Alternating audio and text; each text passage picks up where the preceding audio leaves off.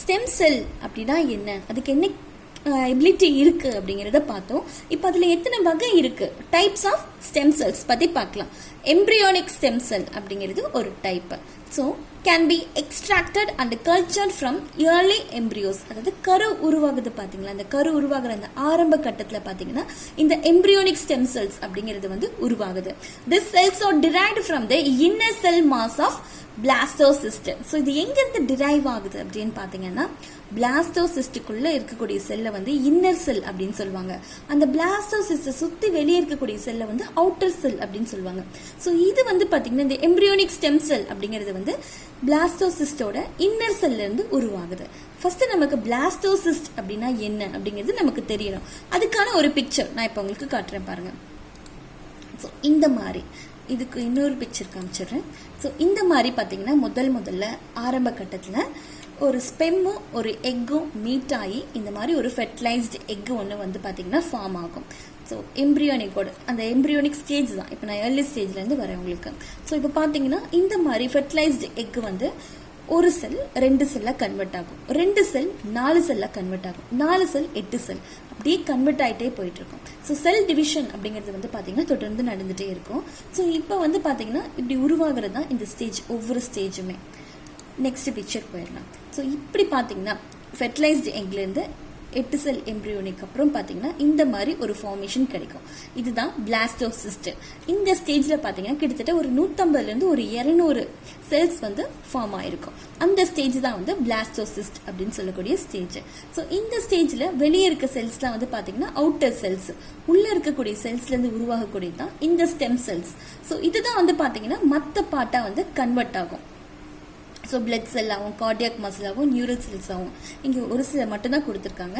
So நம்மளோட inner part எல்லாமே பார்த்தீங்கன்னா இதுலேருந்து தான் கிட்டத்தட்ட உருவாகும். This cells can be developed into any cell in the body. So இந்த செல் தான் பார்த்தீங்கன்னா நம்ம பாடியோட எந்த செல்லாகவும் டெவலப் ஆகும். ஸோ நம்ம பாடியில் 200 வகையான செல் இருக்குன்னு சொன்னால் பார்த்தீங்களா, அதில் எந்த டைப்பான செல்லும் எதுலேருந்து மாறுது அப்படின்னா இந்த ஸ்டெம் செல்ஸ் தான் அந்த செல்லாக கன்வெர்ட் ஆகுது. ஸோ நெக்ஸ்ட் ஒரு வகை இருக்கு, அது என்ன அப்படின்னு பார்த்தீங்கன்னா adult stem cell are somatic stem cell. இதுதான் 2வது வகையான ஒரு ஸ்டெம் செல்.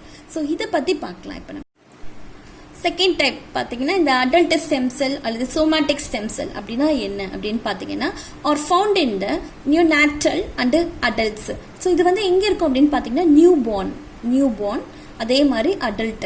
ஸோ அடல்ட்டில் பார்த்தீங்கன்னா இருக்கக்கூடிய ஸ்டெம் செல் தான் இந்த ஸ்டெம் செல். ஸோ அது மாதிரி இந்த எம்பிரியோனிக் ஸ்டேஜ்லாம் கழிச்சு ஒரு குழந்தை பிறந்ததுலேருந்து இருக்கக்கூடிய அந்த அடல்ட் வரைக்கும் இருக்கக்கூடிய செல் தான் பார்த்தீங்கன்னா அடல்ட் ஸ்டெம் செல் அப்படிங்கிறது.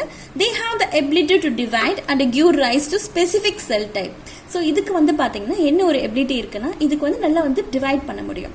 ஸோ செல்லை பார்த்தீங்கன்னா உருவாக்குற அந்த ஒரு தன்மையும் அதே மாதிரி எந்த வகையான செல் தேவையோ, இப்போ நம்ம பாடியில் பார்த்தீங்கன்னா 200 வகையான செல் டைப் இருக்கு அப்படின்னு பார்த்தோம். அதில் எது குறைஞ்சாலும் சரி, ஸோ அதை உருவாக்குறதுக்கு அந்த ஸ்பெசிஃபிக் செல்லாக பார்த்தீங்கன்னா உருவாக்குறதுக்கு எல்லாத்துக்குமே ஹெல்ப் பண்ணக்கூடியது இந்த அடல்ட் ஸ்டெம் செல் தான். இப்போ சப்போஸ் நமக்கு ஒரு காயம் ஆயிடுச்சு, கையில் பார்த்தீங்கன்னா ஒரு இடத்துல காயமாயிருக்கு, அந்த இடத்துல இருக்க செல்லு அஃபெக்ட் ஆயிருக்கு. ஸோ அந்த செல்லை ரீப்ளேஸ் பண்ணணும், மறுபடியும் உருவாக்கணும் அப்படின்னா இந்த ஸ்டெம் செல் தான் பார்த்தீங்கன்னா கிரியேட் பண்ணும். நம்ம பாடியில் எந்த இடத்துல செல்ஸ் பார்த்தீங்கன்னா குறைஞ்சாலும் சரி, அஃபெக்ட் ஆனாலும் சரி, அந்த இடத்துல தேவையான செல்ஸை ப்ரொடியூஸ் பண்ணக்கூடியது தான் இந்த அடல்ட் ஸ்டெம் செல் அப்படிங்கிறது. அதுக்கப்புறம் source of adult stem cells. So இது எங்கெல்லாம் இருக்கும் அப்படின்னு பார்த்தீங்கன்னா are amniotic fluid and umbilical cord and bone marrow. அதாவது amniotic fluid அப்படிங்கிறது பார்த்தீங்கன்னா பனிக்குடம். ஸோ அதே மாதிரி umbilical cord அப்படிங்கிறது தொப்புள் கொடி. Next phone மேரோ. ஸோ போன் மேரோ இந்த மாதிரி இடங்கள் எல்லாம் பார்த்தீங்கன்னா இந்த ஸ்டெம் செல் இருக்கு. அங்கேருந்து தான் இது பார்த்தீங்கன்னா அந்த ஸ்பெசிஃபிக் செல் டைப்பை ரைஸ் பண்ணுது. ஸோ நெக்ஸ்ட் இதுக்கான டயக்ராம் கொடுத்துருக்காங்க பாருங்க. ஒரு ஸ்டெம் செல் எப்படிலாம் டிஃபரன்ஷியேட் ஆகுது.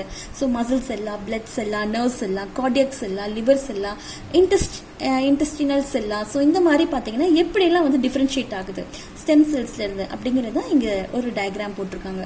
ஸோ நெக்ஸ்ட் பார்த்தீங்கன்னா ஸ்டெம் செல் தெரப்பி அப்படிங்கிறத நம்ம பார்க்கலாம்.